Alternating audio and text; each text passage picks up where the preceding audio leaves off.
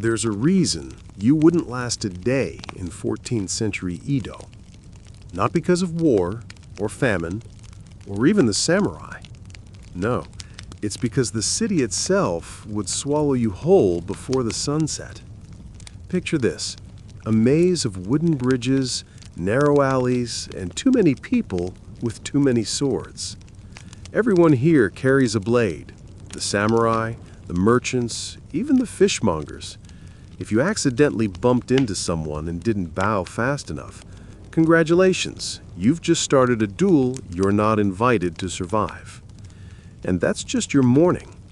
By evening, a fire will probably burn half the district, a monk will declare it divine punishment, and someone will be selling grilled eel like nothing happened. Welcome to Edo. Before it was Tokyo, before neon lights and trains, it was mud, ambition, and 1,000 quiet dangers. But before you wander into that world, make sure you're comfortable. Turn on the fan if you need to. Pull the blanket close. Let the noise of your own century fade just a little. If you'd like to keep traveling through history's strange corners with me, do well to like this video and subscribe. Tell me in the comments where you're listening from and what hour it is where you are. Maybe you're in bed already. Maybe you're still pretending you'll sleep soon. Either way, you're here now. Now, with the world growing still, let's step into Edo, the city of blades. When you first arrive in Edo, the air tastes of smoke and river water. The smell is everywhere, on the wooden planks, in the rice stalls, in the sleeves of the people brushing past you. It's a scent that tells you two things immediately. The city burns often, and no one here stops moving long enough to notice. This isn't yet the Tokyo of order and light. This is 14th century Edo, a raw, restless frontier huddled along the Sumida River. At this point in history, the place isn't even considered important. Kyoto, the imperial capital, looks down on it as a swamp where ambitious warlords go to disappear.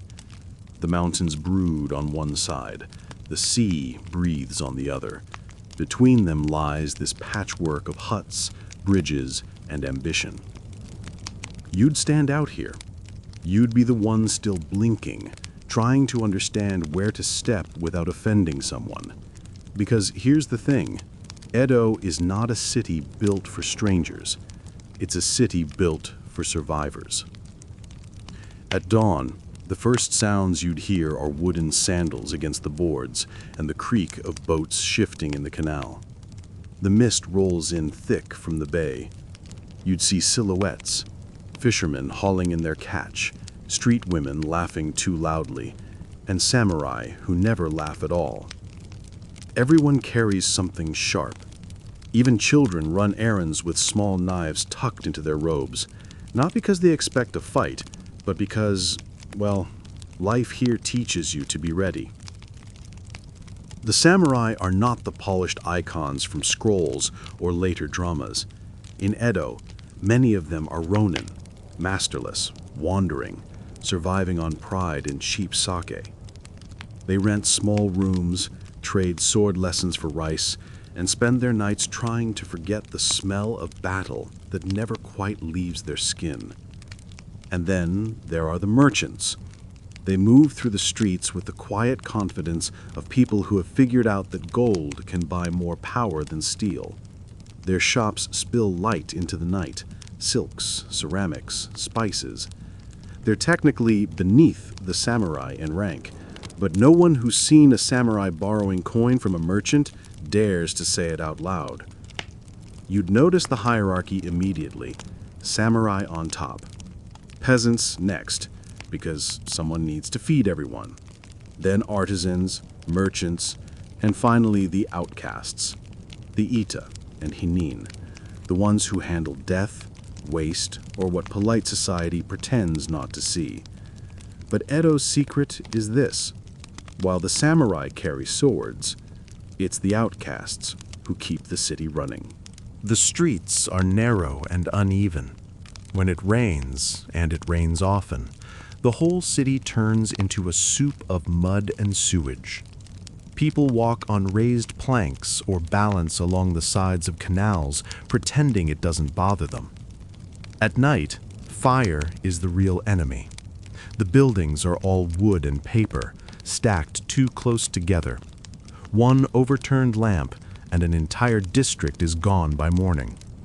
The locals call fire the flower of Edo, beautiful from a distance, deadly up close. There are fire brigades, loud, proud, and often more like gangs than public servants. They carry massive hooks, not hoses, and tear down houses to stop the flames from spreading. If your home stands in their way, they'll destroy it without hesitation. Afterwards, they'll drink, argue, and boast about how much of the city they saved. It's chaotic, but it's a rhythm. Edo breathes through disaster. When one part burns, another rises. When one family falls, another steps in. That's the unspoken law of this city. Resilience or ruin. Nothing in between. If you were a foreigner, somehow wandering these streets in 1350, you'd be a walking curiosity. Your clothes would draw stares, your accent impossible, and your lack of understanding for the dozens of silent rules fatal. You'd bow too slowly or too deeply. You'd touch something sacred without realizing it. You'd walk between a samurai and his shadow. The smallest gesture could be taken as an insult, and insults here end in steel. Even among Edo's own people, the code of conduct is a minefield. Samurai speak in formality so tight, it's like poetry designed to trip you. Merchants bow twice, once out of respect, once to hide their smile. Women learn to move in ways that seem demure, but keep them always close to an exit. Still, it's not all fear. There's humor in it too, a kind of survival wit. People here are masters of pretending. A man might insult you with the politeness of a monk. A woman might scold you so sweetly, you don't realize you've been dismissed until the door slides shut. Edo's laughter is quiet, but it's sharp. As night falls, the real Edo wakes up. Lanterns flicker along the bridges, their light turning the canals into molten gold. Somewhere, a shamisen plucks a thin, trembling tune. You hear laughter again, softer this time, laced with the scent of rice wine and incense. This is the yukaku, the pleasure quarter, officially frowned upon, unofficially essential. Samurai, merchants, poets, and thieves all wander here when the world outside grows too heavy. Tea houses hide poets who recite verses to courtesans. The same courtesans, by the way, are far more educated than many of their clients. If you follow the music long enough, you'll find the gambling dens. Dice, cards, whispered bets. The same men who fight over honor by day now argue over luck. In Edo, vice is democracy. Everyone loses equally. And beneath even that, beneath the laughter, the smoke, the surface civility, there are the guilds. Quiet groups that run protection, manage trade routes, and make sure the wrong people don't rise too fast. They don't call themselves gangs, of course, but everyone knows better. They operate in the shadows, collecting debts and settling disputes before the law even knows they exist. If you're lucky, you'll never meet them. If you're unlucky, you won't realize you have until it's too late. For all its grit, Edo is deeply spiritual. The city hums with shrines, tiny ones tucked between homes, larger temples rising near the riverbanks. People leave offerings daily: coins, rice, sake, paper wishes. Shinto priests bless fishermen before they set out.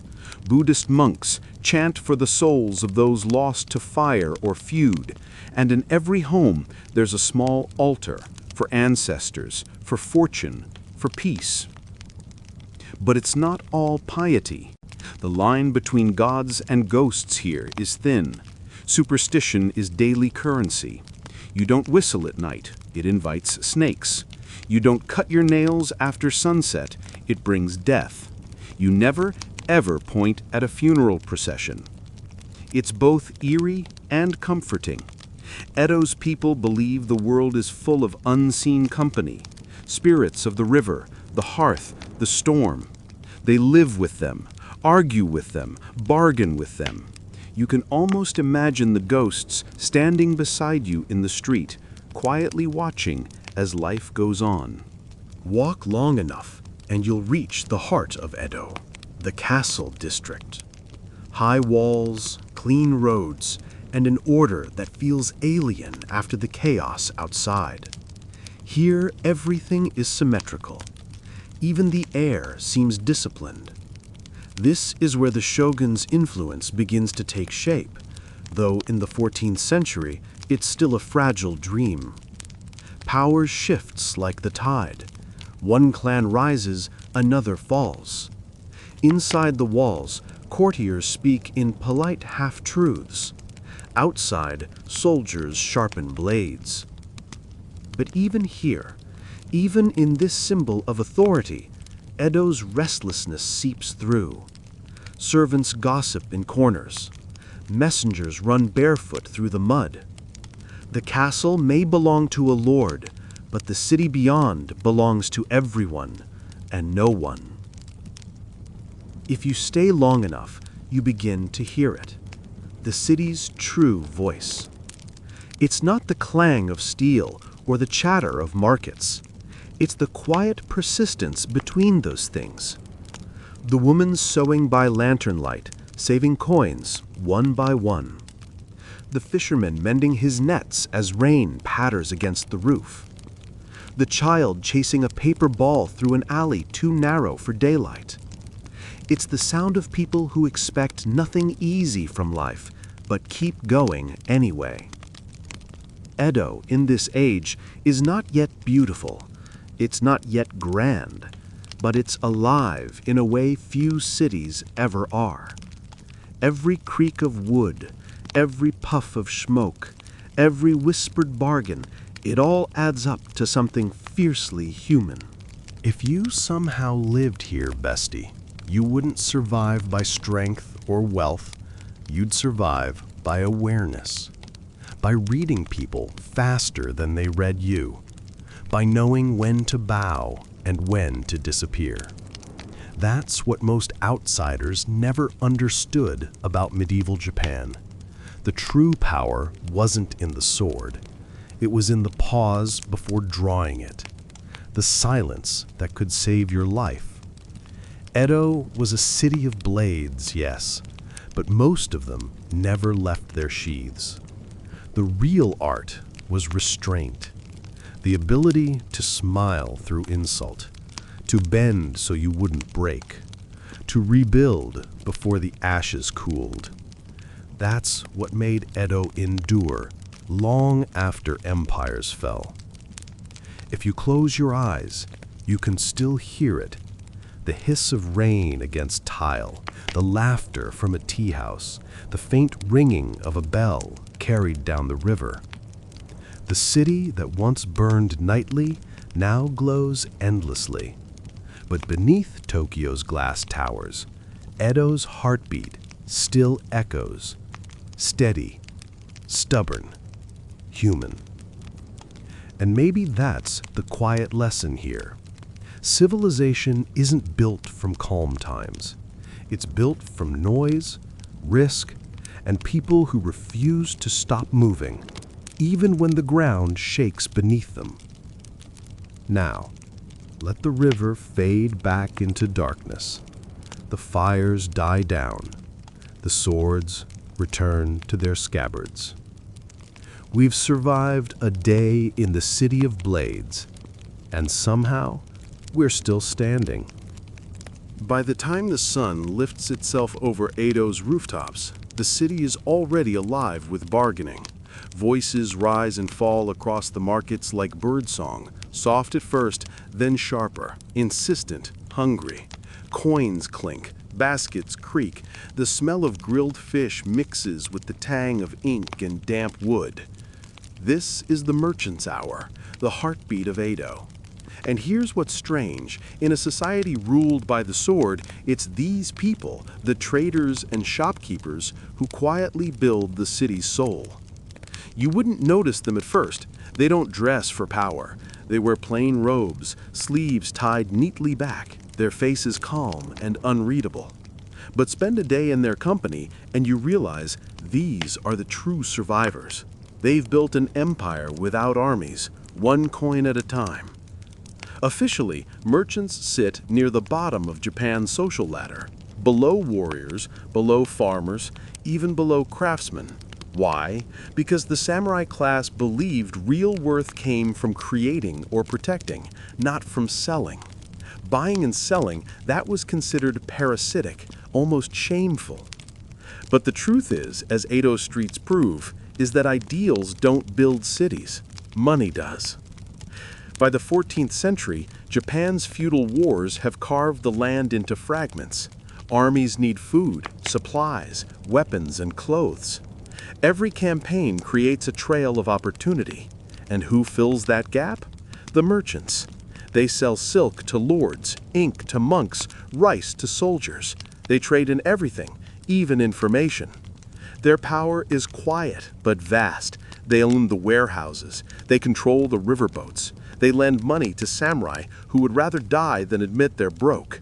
And they do all this with a bow and a smile. It's a peculiar kind of power, the kind that hides in plain sight. You could pass 10 of them on the street and never realize that each one owns half the district. They live modestly on the surface, but their ledgers run deeper than any sword's reach. Let's take a walk. You cross a wooden bridge at dawn, the boards slick from mist. Below, the Sumida River glides by, slow, green, heavy with barges carrying rice, sake, timber, and gossip. At the end of the bridge, the market opens like a living organism. Fish stalls stretch into the fog. Farmers shout prices over steaming tubs of pickled radish. Somewhere, a woman beats cloth clean against a rock, her voice blending with the rhythm of commerce. Every corner has its scent: soy, smoke, salt, miso. A man pours sake into small cups lined in a row. Another sharpens a knife while telling a story so funny he nearly cuts his own finger. It's chaotic, yes, but there's grace in it. Each person knows their role, like players in an orchestra that's been performing the same song for generations. And you notice something important. Everyone here watches everyone else. Not suspiciously, instinctively. The art of survival in Edo is social awareness. You read the tone, the breath, the silence between words. You measure worth not by rank, but by rhythm. The word for townspeople, chonin, becomes a kind of quiet rebellion. They're not samurai, not nobles, not priests. They're the citizens who make Edo work. Merchants, artisans, innkeepers, moneylenders. They begin to see themselves as a class apart, not powerful by title, but by craft. Their world is one of lanterns, laughter, and a new kind of freedom. During the day, they sell. At night, they gather in tea houses, swap stories, and spend their earnings on theater, art, and fleeting joy. They call it ukiyo, the floating world. At first, ukiyo was a Buddhist term, meaning the sorrowful world, the illusion of human life. But the merchants twist its meaning, turn it playful, earthly, alive. To them, the floating world is about savoring impermanence, a bowl of sake before dawn, a verse of poetry before the fire goes out, a fleeting smile exchanged under the lantern's glow. They've seen enough of life's fragility to understand that pleasure is not sin, it's survival. Picture the narrow streets of Edo at dusk. Lanterns sway overhead, painted with the red symbols of the entertainment districts. The air hums with music, shamisen, flutes, soft laughter. Here, merchants drop their formality. The stiff robes of the day give way to relaxed cotton. Conversations slip between business and flirtation, between poetry and price. The courtesans move through the rooms like slow fire. Their beauty isn't just surface, it's studied, curated. They can quote poetry, compose haiku, debate philosophy. Many of them are better educated than the men they entertain. And then there are the kabuki actors, brilliant, scandalous, magnetic. Their performances blur the line between male and female, comedy and tragedy, virtue and vice. The audience adores them. The authorities pretend not to. The floating world becomes Edo's mirror, exaggerated, colorful, and dangerously honest. Here, the samurai and merchants sit side by side, stripped of titles by the equalizing power of night. It's where art flourishes precisely because rules are suspended, where the painted screens and poems whisper the truth that daylight denies, that beauty and desire are as much a part of life as duty and discipline. If you asked a merchant why he works so hard, he'd laugh and say something like, "Because monks don't pay interest." It's a dry kind of humor, born from centuries of moral contradiction. You see, in theory, merchants aren't supposed to care about wealth. In practice, their entire world depends on it. But they're clever. They turn commerce into philosophy. The good merchant, they say, doesn't chase greed, he chases balance. You make money not by taking, but by understanding what others need before they ask. You sell respect as much as rice. Their households become schools of discipline. Children learn arithmetic before they can walk properly. Wives keep books more precise than any soldier's records. Apprentices memorize the faces of every customer, down to how they hold their coins. They see themselves as keepers of harmony, the ones who maintain the city's pulse when the samurai go off to fight and the monks retreat to pray. And in that quiet pride, you find something timeless, the belief that even small lives can hold immense dignity. By night, Edo looks peaceful. Shimmering water, distant music, the perfume of night blossoms drifting from hidden gardens. But don't be fooled. Beneath that calm is a network of debts and dependencies so tight it could strangle anyone careless enough to tug the wrong thread. A sake brewer owes grain to a farmer, who owes tax to a magistrate, who secretly borrows coin from the merchant, who funds the fire brigade that protects the brewer's street. It's a circle so perfect it almost looks divine until it collapses. When one fails, the whole system trembles. A drought, a fire, a war in some distant province, and suddenly everyone's fortune changes overnight. That's why the floating world matters. It's not just about pleasure, it's about endurance, giving people a place to forget how fragile everything really is. They dance not because they're carefree, but because they know tomorrow's uncertain. One of Edo's great unspoken arts is disguise. Not the kind with masks and costumes, the subtler kind, where everyone plays a role. Merchants pretend to serve. Samurai pretend to lead. Monks pretend not to notice. The city runs on performance. You see it everywhere. The merchant bowing to the lord who owes him money. The courtesan laughing at the joke she's heard 100 times. The poet writing about simplicity while living off expensive patronage. But the deception isn't cynical. It's cultural choreography. Everyone knows the steps, and everyone benefits when the dance goes smoothly. And when it doesn't, well, that's when the quiet power shifts happen. A merchant's favor can erase a debt. A whispered rumor can end a reputation. A new play at the Kabuki Theater can turn mockery into political commentary.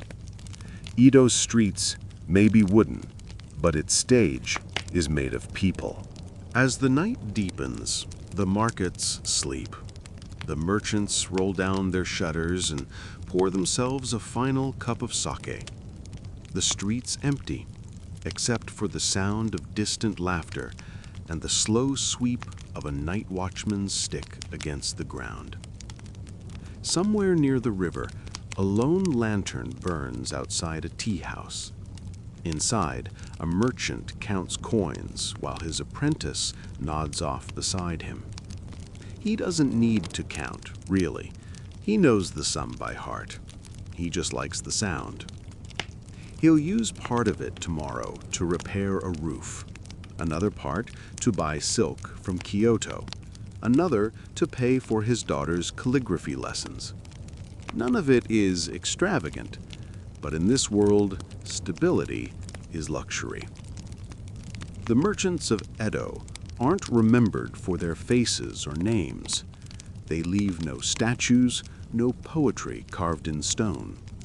But they built the scaffolding of the city, its bridges, its markets, its heartbeat. Without them, Edo would still be a swamp with ambition. The floating world wasn't an escape from reality. It was reality, made bearable. In a city that burned, fought, and rebuilt itself constantly, pleasure was a declaration of survival. Edo's merchants understood something people often forget, that joy, like trade, is an act of exchange. You give something, time, trust, attention, and receive something fleeting but precious in return. They turned the daily grind of buying and selling into a culture that still echoes in Japan's streets today. From the craft of sushi to the elegance of design, from the rhythm of kabuki to the order of the tea ceremony. That's their legacy, not wealth, but refinement. The ability to find beauty in repetition, meaning in impermanence, and connection in commerce. By midnight, the lanterns have gone out. The city rests in darkness. Only the river moves, whispering against its banks. Somewhere, a poet stirs, half asleep, and murmurs a verse about the floating world, how it glows brightest just before it fades. And maybe that's Edo's truest secret. The city isn't made of wood or water or coin. It's made of moments, the kind that slip through your fingers but somehow linger in memory. So sleep now, with the sound of the river in your ears and the faint scent of smoke in the air. Tomorrow, Edo will rise again, noisy, bright, alive. But tonight, it belongs to the merchants and dreamers of the floating world. They used to say that Edo was made of 3 things: wood, paper, and bad luck. If you so much as sneezed near a lantern, half the street went up in flames. And the remarkable part? No one even panicked anymore. See, in Edo, fire wasn't an event, it was a season. Imagine it, rows of narrow houses jammed shoulder to shoulder, their paper walls glowing gold from the inside like hundreds of tiny lanterns, roofs overlapping like a pile of dry leaves. Then one careless ember from a brazier, one tipped candle, one drunk merchant knocking over his sake lamp, and whoosh, there goes another neighborhood. The city burned so often that it developed a rhythm, almost a ritual. You could tell how bad it was by the color of the smoke. Black meant another food stall. Orange, probably a bathhouse. And if the sky glowed red enough to see your own reflection in the river at night, well, that meant someone's prayers weren't answered fast enough. But here's the strange thing. Edo people didn't fear fire the way we would. They almost respected it, like an old god that came around too often to ignore. When the flames died, the monks would appear, their heads smooth as river stones, carrying bells and buckets. They didn't fight the fire so much as talk to it. To them, destruction was a kind of purification.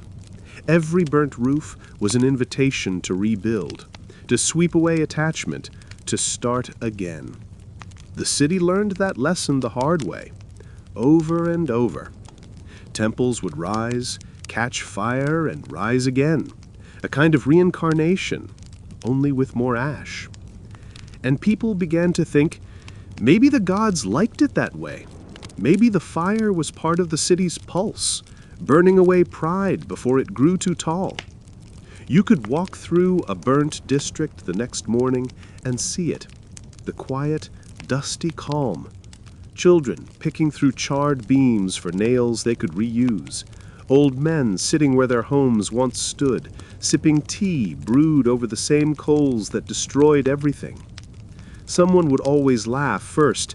"At least it's warm," they'd say, and the others would nod. Edo humor, dark and dry as the ash beneath their feet. Now, to be fair, Edo wasn't defenseless. They had something called haikeishi, the fire brigades. Imagine lines of half-drunk carpenters running through the streets in loincloths, carrying ladders, hooks, and buckets, shouting themselves hoarse. These weren't your disciplined, polished city firefighters. No uniforms, no engines, just muscle, speed, and chaos. Their method was simple and terrifying. Instead of putting the fire out, they'd tear down everything around it, smash the next few houses, rip off the roofs, make a fire break by force. Sometimes they'd fight each other instead of the flames. Rival brigades competing over whose district got the glory of saving Edo. And somehow it worked. Edo survived, not because it avoided destruction, but because it mastered it. Each fire was a rehearsal for the next, each ruin a lesson in how to begin again. The city rebuilt itself faster than anyone could count. A burnt block would be buzzing with saws by sunrise. By the time the smoke cleared, the tea stalls were already back, the paper lanterns rehung, and someone was selling charcoal-grilled snacks like it was good luck. There's a certain charm in that, a stubborn kind of optimism only people who've lost everything several times can understand. If you ever find yourself walking through 14th century Edo at night, hypothetically, of course, you'll hear it, the bells. Soft, slow, echoing across the canals, each one a prayer for the living, the lost, and the soon-to-be homeless. The monks didn't ring them to ward off fire. They rang them to remind people that everything burns eventually. Ambition, anger, wooden houses, even memories. But in that impermanence, there was peace. Some monks even saw the city's endless burning as a reflection of the human heart, constantly catching fire with desire, jealousy, fear, and then cooling, rebuilding, trying again. Edo was a spiritual mirror, if you were patient enough to see it. And, of course, not everyone was that patient. There's a lovely record from a merchant's diary. He complains that the temple bells rang so often he couldn't get any sleep, and when he finally stormed up to complain, the monk offered him tea and said, "If the sound keeps you awake, perhaps your heart is too loud." It's the kind of insult that sounds like wisdom when delivered slowly enough. Over time, Edo's people began to plan their lives around destruction. Weddings were delayed until after fire season. Carpenters made fortunes in ashes, and homeowners built small shrines inside their houses, not to prevent fire, but to greet it politely if it came. Because in a city that burned every few months, superstition was less about control and more about courtesy. "Don't anger the fire," they'd say. "Just bow when it passes." Even the architecture evolved with that attitude. Walls became lighter, easier to tear down. Roofs were made to collapse quickly rather than spread the flames. Whole districts were designed like dominoes, so when one fell, the rest knew what to do. It's funny. We think of progress as making things last longer. Edo's secret was the opposite. They built to fail gracefully. And maybe there's a kind of wisdom in that. After all, permanence is a modern illusion. The people of Edo knew that everything ends, so why waste life pretending it won't? There was even a festival for it, because of course there was. Whenever a major fire ended, the city held small gatherings at local shrines, offerings of sake, rice, and sometimes small wooden charms shaped like houses.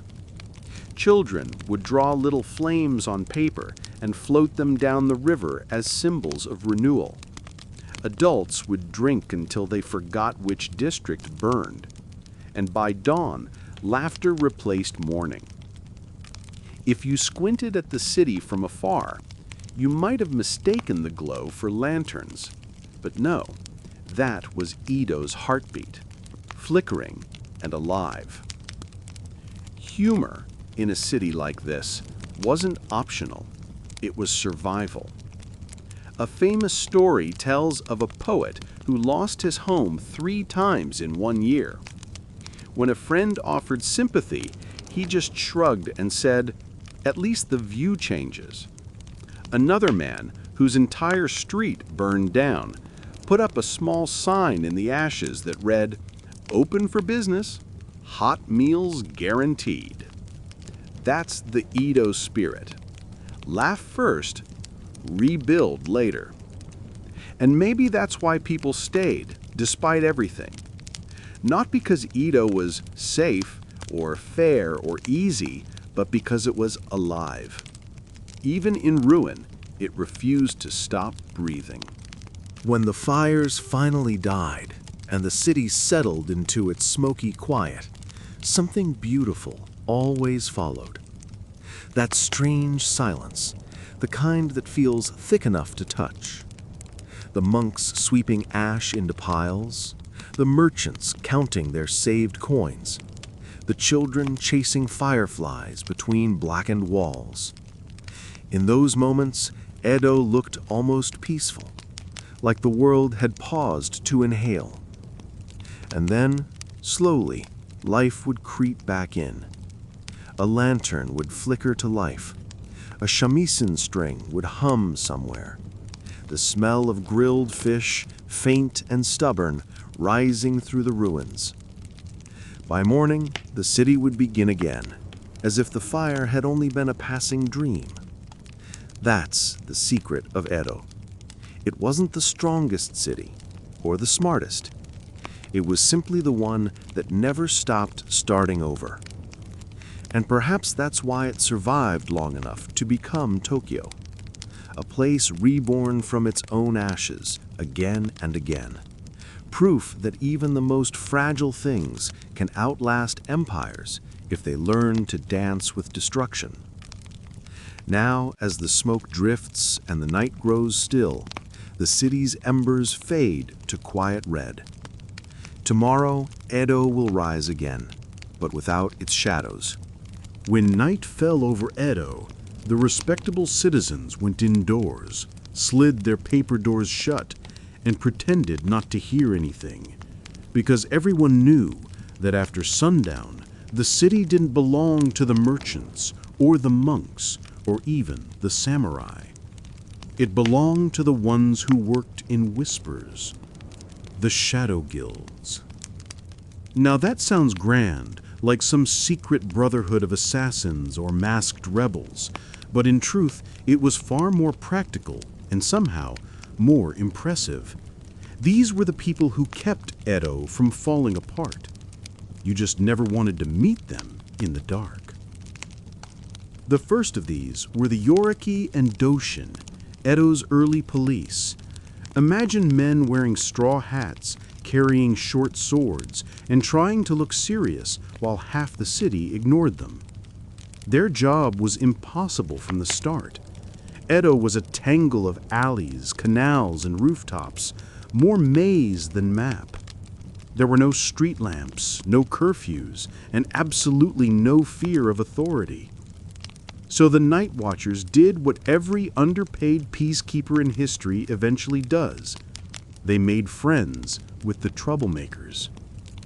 If you wanted to survive in Edo's underworld, you learned fast that the same man who arrested you one week might hire you the next. A thief who could climb rooftops quietly? Perfect. He'd make a fine informant. A gambler who knew every back alley? Excellent. He could deliver messages faster than any courier. And so, line by line, the city's lawmen and lawbreakers began to blend together. By moonlight, they became one long shadow, neither entirely honest nor entirely corrupt, just necessary. You might think thieves worked alone, sneaking through windows, vanishing over rooftops like ghosts. But not in Edo. Here, even crime was organized. There were guilds for everything. Blacksmiths, fishermen, weavers, and thieves were no exception. They called themselves ninzoku, and they had rules, ranks, even dues. Every neighborhood had its own gang, its own code of conduct. Steal too close to home, and you'd answer to your own guild before the authorities ever found you. Steal from the wrong house, say a samurai's residence or a temple, and the punishment was swift, often poetic, and rarely survivable. In some districts, thieves actually paid taxes to the local magistrate in exchange for peaceful operations. A polite term meaning, we'll steal from everyone except you. It sounds absurd now, but in Edo, that kind of arrangement kept things stable. The merchants got protection, the thieves got income, and the lawmen got plausible deniability. Everyone knew, and no one said a word. That was Edo's quiet contract. And then there were the hinin, the non-people, as the records call them. Outcasts, beggars, wandering performers, and exiles. They lived on the edges of Edo, near the riverbanks, under bridges, in half-burned districts the wealthy had long abandoned. To the samurai, they were invisible. To the commoners, they were bad luck. But to each other, they were a society. They had leaders, rules, and even officials. If a stranger entered their territory, the hinin knew before dawn. If a body floated down the river, they handled it. If a fire broke out, they scavenged and rebuilt first. In the dark, they ruled a kingdom no one dared acknowledge, a silent government of the forgotten. And while the city above them bowed to lords and temples, The hinin served a different god, survival. There's something raw and admirable about that. They were written off as worthless, yet they became Edo's lungs, breathing in the smoke, the filth, the waste, so that everyone else could pretend the city was clean. No story of Edo's shadows would be complete without the Yoshiwara, the pleasure district. By day, it looked like a walled garden of painted smiles and perfumed air. By night, it was a city within a city, one that knew every whisper, every scandal, every sin worth selling. The courtesans of Yoshiwara weren't just entertainers, they were historians of human weakness. They knew which samurai had debts, which merchants had mistresses, which monks drank too much. And in Edo, information was currency, more valuable than gold and twice as dangerous. So, yes, there were thieves of gold and thieves of secrets, and the latter were far better paid. Behind the screens of silk and paper, entire political deals were struck between sips of sake and shy laughter. There's an old joke that says, the shogun may rule by day, but Yoshiwara rules by night. And honestly, that's only half a joke. As the city's lanterns dimmed, other lights came alive. Tiny stalls glowing faintly under bamboo roofs, selling food, charms, medicine, and things no one officially admitted to buying. You could find anything there. A charm to keep your house from burning, a scroll of forbidden poetry, a foreign trinket smuggled from the coast, and if you asked the right questions in the wrong alley, maybe even a map to someone else's fortune. The night markets were the soul of Edo, equal parts danger and delight. People came not just to buy, but to belong, to whisper, to barter stories. And somewhere among the shadows, always, were the guilds, keeping watch, keeping order in their own peculiar way. No city survives on law alone. Sometimes it survives on the quiet agreements made in the dark. You'd think the samurai would have crushed all this. After all, Edo was a city built on discipline, a place where every man wore two swords and carried his pride like a loaded weapon. But here's the thing. Most samurai didn't actually see the shadows. They lived above them, literally and figuratively. While they debated honor in bright court halls, the real work of keeping Edo from falling apart happened in the gutters. If a noble's warehouse mysteriously didn't burn during a fire, or if a rival's scandal disappeared from the record, someone, somewhere, was paid well to make it happen. And the samurai, for all their talk of purity, knew better than to ask how. Over time, the shadow guilds became something like Edo's immune system. When plague hit, they buried the dead. When famine came, they smuggled food where officials wouldn't bother. When riots broke out, they moved faster than the soldiers, not out of duty, but survival. It's strange to think of criminals as heroes, but Edo blurred those lines constantly. Morality was flexible here, like bamboo, bending to the wind. And perhaps that's what made the city so alive. Every rule had a shadow, every virtue had a price, every sin a story. If you ever spoke with a true Edo thief and lived to tell the tale, you'd learn something. They had a phrase, "Don't steal what keeps the city standing." It meant, take money, take food, take risk, but never take what holds the balance.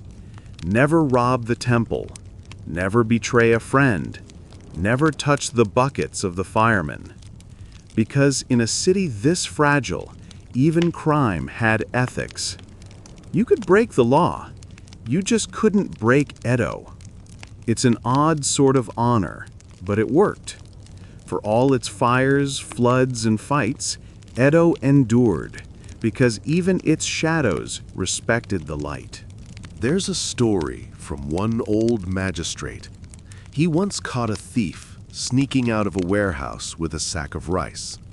The thief bowed politely and said, "My lord, I'm not stealing. I'm testing your security." The magistrate laughed so hard he let him go. Edo justice in a nutshell. Another tale tells of a burglar who robbed the same merchant 3 times in 1 month. When the merchant begged him to stop, the thief left a note. "Then sell better locks. I'm trying to make you a smarter man." Somehow, even crime had a sense of humor here. When dawn crept over Edo, pale and damp, mist crawling off the Sumida River, the guilds vanished like smoke. The beggars retreated beneath the bridges. The thieves melted back into the crowds. The courtesans washed the paint from their faces, becoming anonymous again. By the time the samurai stirred from their quarters, the city looked spotless, almost innocent. And no one spoke of the night before. That was Edo's great illusion, a city that rebuilt itself every morning, not just from fire, but from forgetfulness. If you walked through those streets just before sunrise, you might catch sight of a lone lantern burning by the water, a man in plain clothes tossing fish scraps to the river, a monk sweeping ash from the temple steps, a woman closing her shutters, hiding the last traces of laughter. That was the heartbeat of Edo, half seen, half hidden. A city ruled by the quiet, the unseen, the in-between. When people say Tokyo never sleeps, they forget that Edo taught it how. Only Edo dreamed, in smoke, in whispers, in the soft footfall of people who built a civilization out of shadow and survival. And maybe that's why, even now when Tokyo hums and blinks under neon light, you can still feel it, the faint echo of those who kept the fires burning and the city breathing long after everyone else went to bed. Now, with Edo's last lantern flickering out and the world growing still once more, our journey through this restless city draws to its close. If you stood in Edo during the 14th century, you might have wondered what all the fuss was about. The air smelled faintly of smoke and river water. The houses were mostly wooden, squat, and quiet. The narrow paths were muddy, the nights ink dark, and if you stood by the Sumida River, the only sound louder than the insects was the creak of boats tethered to the shore. No one back then would have called it Edo, not with any sense of pride. It was just another fishing village, a small place tucked at the edge of the world, where rice grew better than fortunes.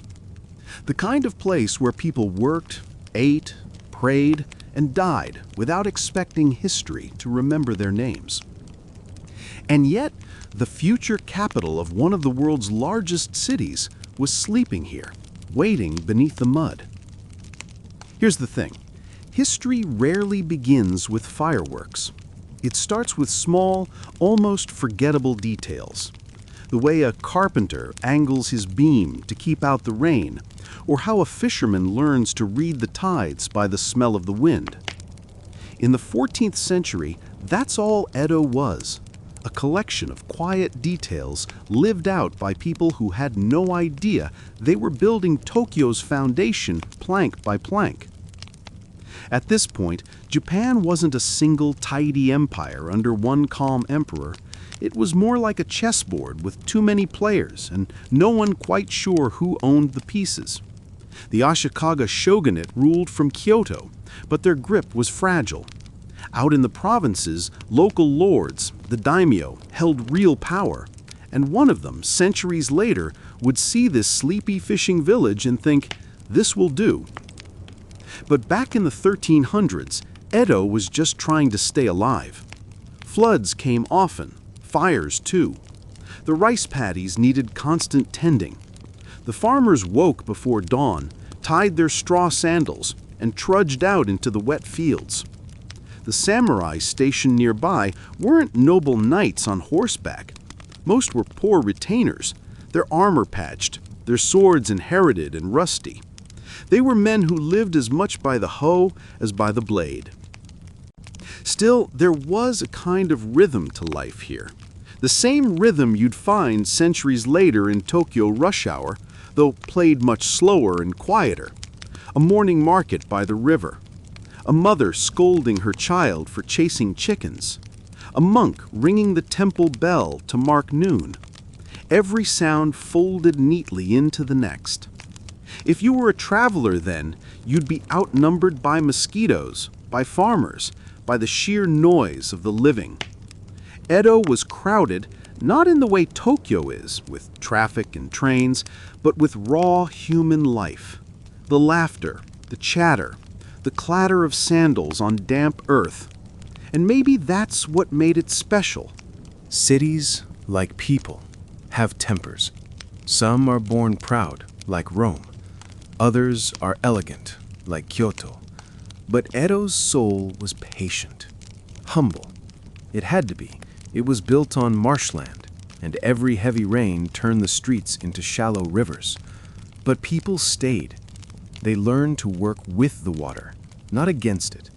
They built raised floors, dug canals, planted bamboo to hold the earth in place. They learned resilience before they learned ambition. That quiet endurance, that was the seed of Tokyo's spirit. At night, Edo slept early. There were no street lights then, just the soft glow of oil lamps behind paper screens. A breeze might carry the scent of grilled fish or incense from a temple down the hill. A few samurai would be drinking weak sake, trading half-serious talk about honor while pretending not to worry about the next warlord's tax. The city was fragile, yes, but there was warmth in it. The kind of warmth you only find in small, hard-working places.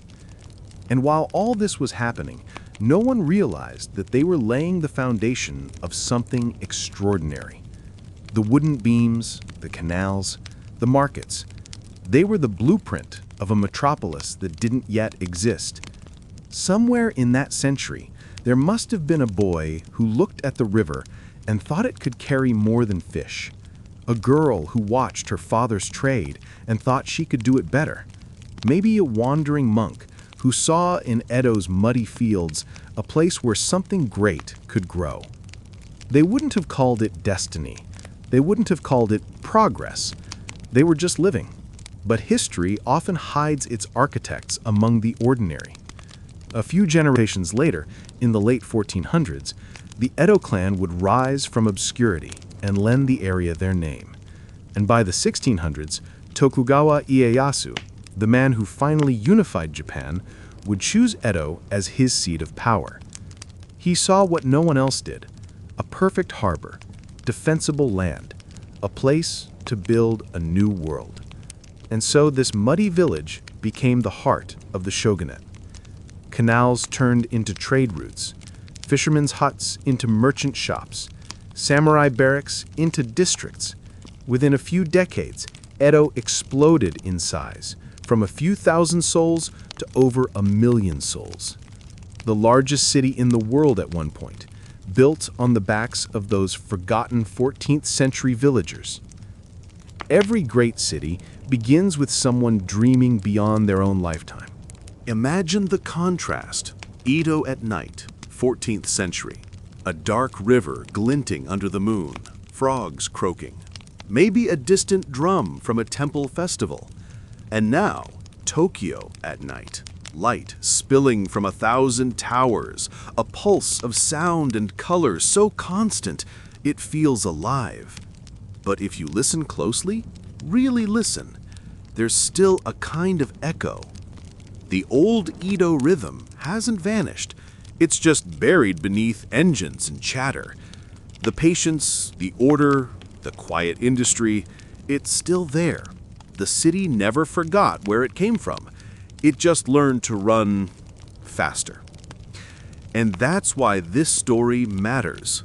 Because when we look back at 14th century Edo, we're not just looking at a distant primitive village.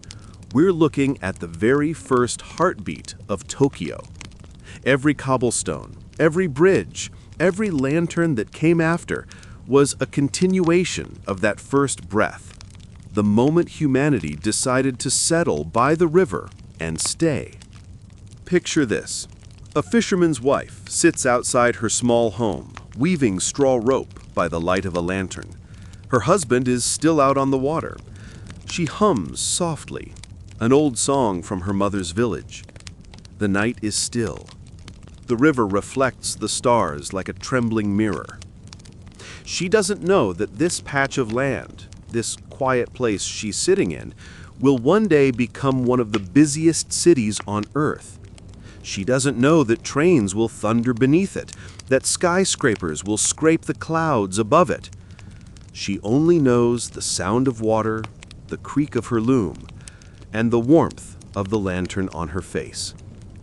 But in her simple, steady life, she's already part of that story. That's what I love about history. It's made of people who never realize they're making it. By the time the first bridges were built and trade began to hum through the waterways, Edo was already dreaming of the city it would become. The people just didn't know it yet. They were too busy surviving to imagine the future. And yet their labor, each nail, each prayer, each sunrise, became part of the story of modern Japan. If you'd been there, bestie, you'd probably have complained about the mosquitoes and the mud. Maybe you'd laugh at how small everything looked. But you'd also feel something, that subtle hum of possibility, the way time itself seems to be holding its breath. Tokyo was still centuries away, but its shadow was already forming. So, here we are. The final quiet of 14th century Edo. The fires have burned down to embers. The watchmen are making their rounds, their wooden clappers echoing through the alleys. Dogs bark. Somewhere, a baby cries. The Sumida flows dark and endless. It's easy to forget that this world existed, but in a way, it never really vanished. Every time you walk through modern Tokyo, past Ueno Park, through Asakusa's narrow lanes, or across Nihonbashi, you're walking over the same ground. You're treading on layers of memory. Under all the lights and motion, Edo is still there, sleeping beneath the concrete, breathing through the cracks. If those 14th century villagers could see what their world became, they'd probably be terrified at first. The noise alone would knock them flat. But give them a moment and they'd recognize it. The rhythm, the persistence, the humanity. It's all the same, just louder, faster, brighter. The dream before Tokyo never ended. It simply woke up. What this really means is that Tokyo isn't a miracle of modernity. It's a lesson in patience. It's the story of people who endured floods, fires, wars, and earthquakes, and rebuilt again and again until the city learned to outlast everything. Edo was a promise, a soft whisper in the dark, saying, "We'll stay here. We'll make it work." And that promise grew into a city that refuses to sleep. So if you ever feel small or lost in the noise of your own world, remember, every great city began as a quiet village. Every story began with a single step on muddy ground. Even Tokyo, the city of light, was once just Edo, a place where someone lit a lamp against the dark and believed that tomorrow would be better. Now, before you drift off, make sure you're comfortable. Pull the blankets close and let the sounds of old Edo settle around you. The water, the whisper of wind in the bamboo, the faint hum of lives long gone, but never forgotten.